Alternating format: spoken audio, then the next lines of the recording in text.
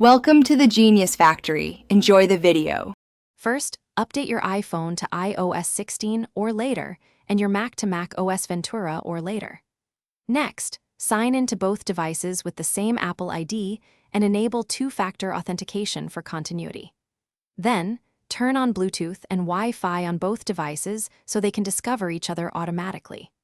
Finally, bring the iPhone within 10 meters of the Mac to ensure a reliable wireless link before connecting the camera. Open the video app you want to use, such as FaceTime, Zoom, or QuickTime Player on the Mac. Then open the camera menu in that app and choose your iPhone from the available camera list. Use a magnetic mount, MagSafe clamp, or a tripod adapter to position the iPhone at eye level for flattering framing.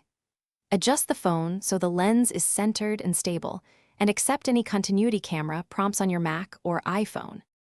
With the iPhone connected, you can enable center stage, portrait mode, or desk view from the Mac camera menu to enhance your video. Adjust exposure, zoom, and field of view directly from the Mac app controls, while the iPhone is the active camera.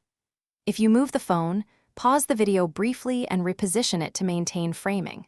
When you finish, reselect the Macbook internal camera from the app's camera menu to switch back seamlessly.